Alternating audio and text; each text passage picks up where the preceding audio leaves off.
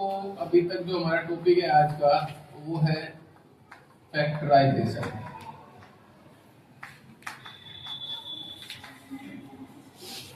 किसी भी quadratic equation के रूट्स निकालने के लिए, जीरोस निकालने के लिए, उसके वेरिएबल की वैल्यू निकालने के लिए हम क्या करते हैं, फैक्टराइजेशन एक मेथड यूज किया जाता है।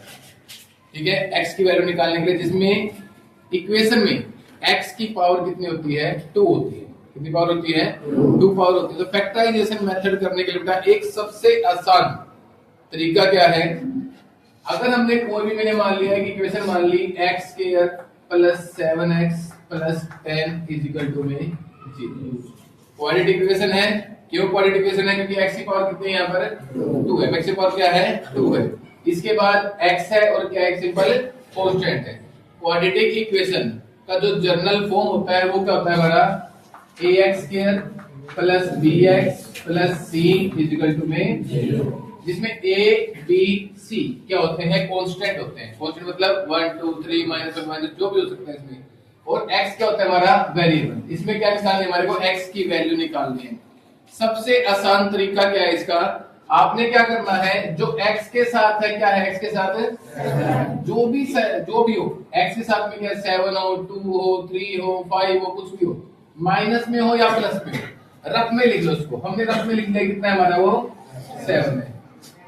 क्या है, 7। क्या है, 7। उसके बाद क्या करना है, x वाले को छोड़कर जो 2 बाकी बच गए, यहाँ पे क्या है 10, और x स्क्वायर का कोफिशिएंट कितना है हमारे यहाँ पे 1। यहाँ पे कुछ भी हो सकता है, 2 भी हो सकता है, 3 भी हो सकता है, 5 भी हो सकता है, 7 भी। इन दोनों की मल्टीप्लाई कर दो, 10 1 जा 10। तो हमारे पास 2 डिजिट आपको निकल के सामने आएंगी। एक तो जो x के साथ में होगी वो वाली, और एक जो दोनों की मल्टीप्लाई करने पर आएगी वो वाली।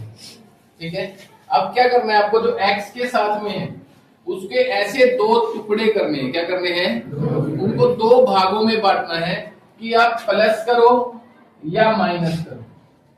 प्लस करो या माइनस करो, तो क्या आना चाहिए 7, और मल्टीप्लाई करो, उन 2 टुकड़ों की मल्टीप्लाई करो, तो क्या आना चाहिए आपका 10। क्या आना चाहिए 10 यहाँ तक। अब मुझे ये बताइए, 7 के 2 टुकड़े कौन कौन से होते हैं, या तो 1 और 6 होगा, या 2 और 5 होगा। देखो 6 और प्लस 1 करने पर 7 तो आ रहा है, लेकिन 6 1 जा 6 करने पर 10 नहीं आ रहा है। प्लस या माइनस करने पर ये आए, और मल्टीप्लाई करने पर क्या आना चाहिए 10। 6 1 जा नहीं आ रहा है, 2 और 5, 2 और 5 प्लस करने पर कितना आ रहा है 7, और 2 को 5 से मल्टीप्लाई कर रहा हूं तो क्या आ रहा है हमारा 10। तो ये हमारे फैक्टर आपके बन जाएंगे। इसमें क्या होता है, जो पहला स्टेप होता है उसको करना मुश्किल होता है, उसको बाद तो क्या होगा, हर एक क्वेश्चन क्या होगा, एक जैसा ही होता है। तो हमने 2 टुकड़े बना लिए, 2 और किसके 5, किसके बना लिए 2 और 5। चाहे आप 5 आगे लिखो 2 बाद में लिखो, या 2 आगे लिखो 5 बाद में लिखो, आंसर आपका सेम आएगा।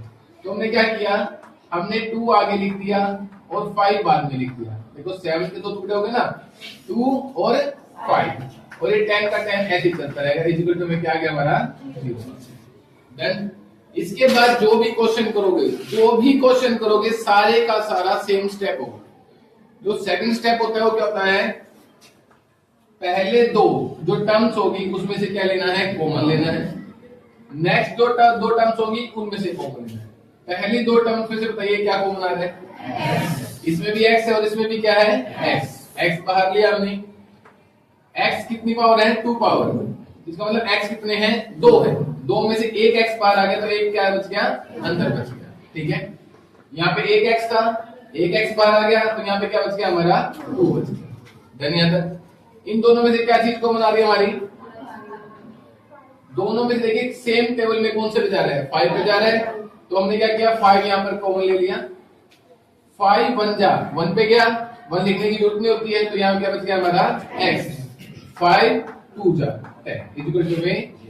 आपको क्या देखना है, अगर कॉमन लेने पर ये वाली टर्म और ये वाली टर्म में ये जो ब्रैकेट में है ये सेम आ रहा है तो आपका क्वेश्चन ठीक चल रहा है। अगर आपका ये सेम नहीं आया तो कोई ना कोई आपने जो ऊपर टुकड़े किए हैं उनमें क्या है, गलती है।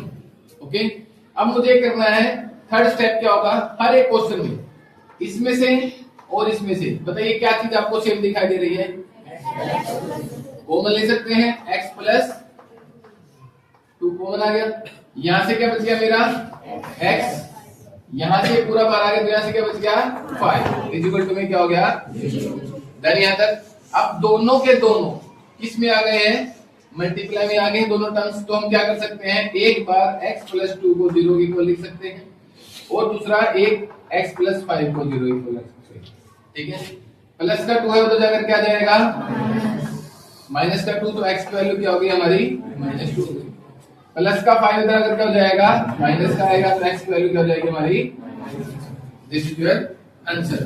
तो हमने कितने स्टेप किए, 3 स्टेप। पहले क्या किया हमने, इनको तोड़ा, प्लस या माइनस करने पर x के साथ जो कोफिशिएंट है उसके बराबर आना चाहिए, मल्टीप्लाई करने पर कांस्टेंट टर्म और x के स्क्वायर के कोफिशिएंट क्या आना चाहिए, बराबर आना चाहिए।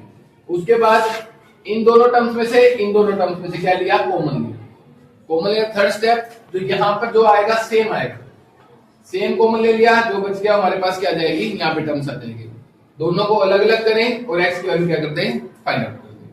ओके डन, ये क्वेश्चन करके दिखाओगे, ये क्वेश्चन लिखिए।